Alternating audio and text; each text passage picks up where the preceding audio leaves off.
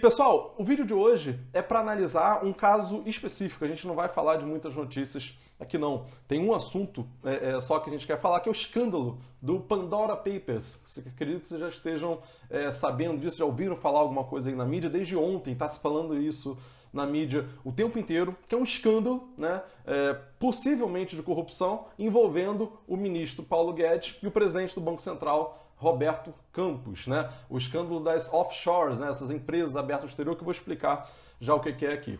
Agora, vamos entender como é que se obteve, né, essas informações. Aí, como é muita coisa, eu vou precisar ler algumas coisas que estão aqui no meu computador. É um projeto, né, de vários jornalistas de vários cantos do Brasil inteiro, né? É um projeto que é do Consórcio Internacional de Jornalistas Investigativos, né? Que reúne mais de 600 repórteres e 151 veículos de 117 países e territórios do mundo. Ou seja, uma equipe muito grande de jornalistas de tudo quanto é canto do mundo inteiro, pessoas qualificadas, com, repito, mais de 600 repórteres que fizeram um relatório, né, que se chama esse Pandora Papers, como está saindo aí no jornal. Ele teve participação, né, de jornalistas e jornais aqui do Brasil também. No caso aqui do Brasil participam Agência Pública, Revista Piauí, Poder 360 e Portal Metrópolis. Então é importante dizer isso para a gente saber a seriedade, né, dessa reportagem e desse quase dossiê, né, que foi divulgado agora. Nesse dossiê, desse Pandora Papers, né, feita essa investigação, descobriu-se que Paulo Guedes, ministro nosso da Economia do governo Bolsonaro, e o presidente do Banco Central, Roberto Campos Neto, tinha uma offshore no Panamá, né? No caso, Roberto Campos era no Panamá, e vários outros políticos e empresários brasileiros. Vários e vários, são dezenas, centenas de políticos e empresários brasileiros que descobriram essas contas deles no exterior. A gente não vai falar de todos aqui, porque não dá tempo, mas vamos falar especificamente aqui da questão do Paulo Guedes. Em 2014, Paulo Guedes, né, que era sócio-gestor da Bozano Investimentos, né? Paulo Guedes sempre foi um banqueiro, sempre foi um cara do mercado financeiro. Ele abriu uma offshore nas Ilhas Virgens Britânicas, né? Que é um paraíso fiscal do Caribe, aqui na América Central. Estava tendo aquele rebuliço ali econômico de 2014, foi no ano, né, de 2014, o dólar subindo, o Banco Central agindo para evitar que o dólar subisse mais, e Paulo Guedes foi e transferiu, né, recursos seus, aliás, não pouca coisa, né, são 9 milhões e meio de dólares, que traduzindo, né, trazendo aqui para os valores atuais em reais, dá em torno de 50 milhões de reais. E ele abre uma offshore, né, nas Ilhas Virgens Britânicas. Mas vamos entender o que é isso, o que é essa coisa complicada de offshore, né? Offshore significa fora da costa, né, fora do seu país, fora do território do seu país. Mas o que significa em termos práticos? São empresas ou contas bancárias que você abre no exterior, né, em outro país. E por que se faz isso? Em outro país está sujeito à legislação desse outro país e não à legislação do seu próprio país. E que países são esses que recebem essas empresas offshore, né? Esses países são países que são conhecidos como paraísos fiscais, que acredito que vocês já tenham ouvido falar em algum momento aí dos jornais, né? E como é que funciona isso? O que é um paraíso fiscal? Paraíso fiscal é um país que ou não cobra imposto ou cobra muito pouco imposto, né, de investimentos financeiros que se façam nesses países, como Ilhas Virgens Britânicas, como as Bahamas, como o Panamá, é utilizado como paraíso fiscal, Suíça e vários outros países do mundo, né? Normalmente são países pequenos, né? Você tem a exceção da Suíça, mas de modo geral, que também é um país pequeno, mas geralmente os outros países são muito pequenos, né? Eles têm essas características, não cobrar imposto nenhum ou pouquíssimo imposto, para favorecer que empresários e políticos coloquem o seu dinheiro lá. Tem uma outra coisa que atrai muito políticos e empresários do mundo inteiro para botar o seu dinheiro nesses paraísos fiscais. Além de cobrar muito e pouco imposto, é o fato de que muitos deles comumente não dão informação nenhuma de quem é o dono da empresa, quem é o dono daquele investimento ali. Então, se um governo quiser saber quem é o dono ali, quem são os sócios de uma determinada empresa, eles vão alegar que isso é uma informação sigilosa e não vão conceder essa informação. Então, comumente, paraísos fiscais são utilizados para crime. Dinheiro de corrupção não fica no Brasil, no Itaú, no Bradesco, embora esses grandes bancos tenham participação em muitos esquemas de corrupção também, né? Essas transações muitas vezes precisam passar por esses grandes bancos brasileiros também. Mas esse dinheiro normalmente é mandado para o exterior justamente para ficar longe da fiscalização do governo brasileiro, da Receita Federal brasileira.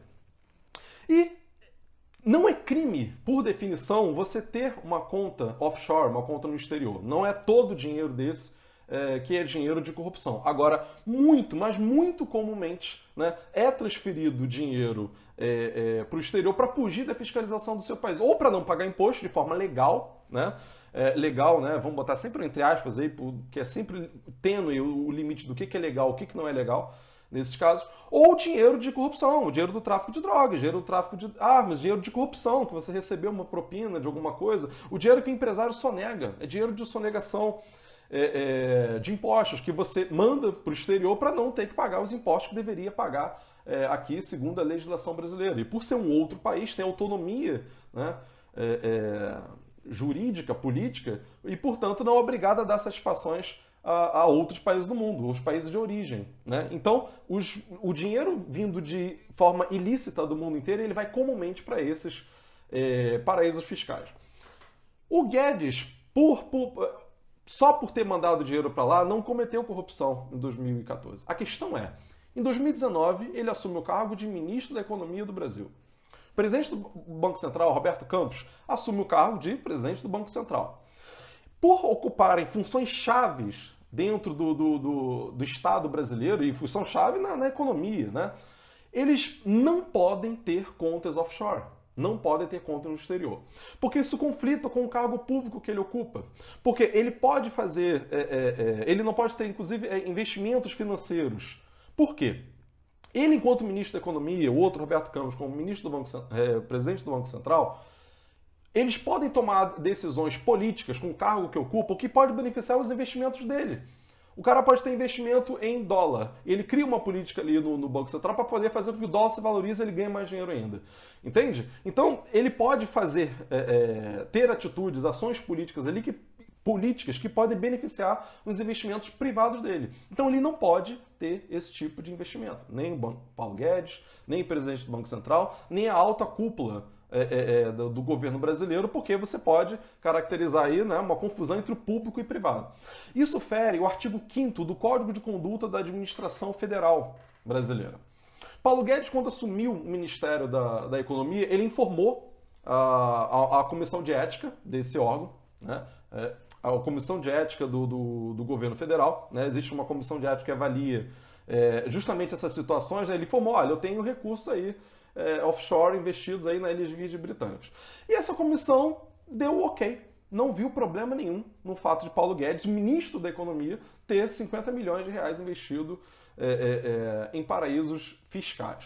E aí, jornalistas brasileiros, de jornais brasileiros, foram lá e perguntar para essa comissão o porquê que essa comissão não viu problema, né, autorizou essa transação do ministro da Economia e do presidente do Banco Central. O presidente do Banco Central já fechou a conta em outubro do ano passado. Então ele ficou numa situação irregular, né, por 10 meses, né, de janeiro de 19, um ano e 10 meses, né, até o final de 2020. E Paulo Guedes até agora ele tem esses recursos lá. E essa comissão disse que não tem problema, tá ok. E aí quando foi perguntado, né, por jornalista brasileiro o porquê que não tem problema nenhum, eles não viram problema nenhum, né, nesses investimentos Paulo Guedes, essa comissão informou que não vê problema e que não pode conceder essas informações, porque essas informações são sigilosas, porque tem dados sensíveis ali que envolvem coisas privadas, investimentos privados ali da pessoa. Essa comissão tem sido acusada por muita gente, inclusive ex-membros da comissão, de acobertar membros do governo, de fechar os olhos para as falcatruas que estariam ocorrendo por gente da alta cúpula do governo brasileiro, de ser utilizada só como instrumento de perseguir inimigos do governo, como aliás é bastante comum, né, no governo Bolsonaro ter esse tipo de atitude, usar o Estado como se fosse um brinquedinho particular deles. Então, um ex-diretor, isso está na internet, vocês podem pesquisar essa informação que eu estou falando, pediu demissão do cargo e criticou, né, dizendo que não estava ali para aplaudir o governo, mas fazer o trabalho dele de investigar, né, os possíveis situações de corrupção de membros do governo. Então a gente vê que essa é uma situação completamente absurda, né? Por que esse dinheiro está em paraíso fiscal? Por que o ministro da Economia, essa comissão não viu problema nenhum, o ministro da Economia tem investimento no exterior, se ele fere claramente o artigo 5º do Código de Conduta da Alta Administração Federal do Brasil, né? E agora a gente já tem a seguinte situação. Marcelo Freixo, né, que agora é do PSB, pediu investigação. O PT já pediu que o Ministério Público Federal faça uma investigação sobre esse caso, porque essa é uma situação em que você tem, no mínimo, um caso de corrupção. Você tem um caso de conflito de interesse público e privado. Um agente público não pode ter investimentos privados do qual ele possa se beneficiar das suas atitudes enquanto um gestor público. Então, está pedindo investigações, tem falado isso na grande mídia, é um caso gravíssimo, né? Isso tem que ser investigado da forma mais incisiva possível. E aí eu queria aproveitar para comentar uma questão política, sociológica em geral, né? Eu sou sociólogo, que a gente normalmente vê o pobre como malandro, né? Ah, o pobre que faz um gato ali de luz, ele é malandro. O pobre que às vezes dá um calote ali para não pagar a passagem de ônibus, a passagem de trem, entra pelo cantinho e dá um jeito de pagar. A gente vê, parece que a classe média, os ricos são trabalhadores, são honestos e tal, e os pobres é que fazem ali as suas malandragens no dia a dia, né, para sobreviver, que os pobres seriam mais corruptos, né? Quando, na verdade, quando você vai estudar, que você vai perceber os casos de corrupção, você vai ver que os ricos cometem muito mais corrupção do que os pobres.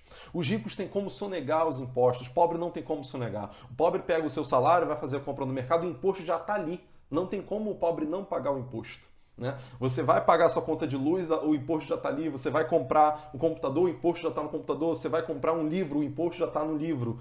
O rico não. O rico tem como sonegar os impostos dele. Sem contar a própria estrutura tributária que já favorece os ricos têm esses mecanismos aqui que a gente está vendo que Paulo Guedes utilizou, o presidente do Banco Central utilizou, vários empresários, o velho da Van é mais um deles, e vários outros grandes empresários fazem isso também. Isso é comum na elite brasileira. Ou seja, no fim das contas, a gente cria essa imagem do pobre corrupto, do negro corrupto, né? O garoto pobre, o negro, o garoto que te assalta ali com uma arma para roubar o teu celular. A gente criou a imagem do bandido como um garoto negro pobre, quando na verdade o bandido é um cara branco, formado em universidade, ocupa cargo no governo, cargo em direção de grandes empresas, é empresário, usa roupa social, e é social boa, não é roupa simples que nem essa que eu estou usando, não. É roupa social. Cara, esses caras são os bandidos. Esses caras fazem os grandes esquemas de corrupção e não as pessoas comuns e pobres e simples, né?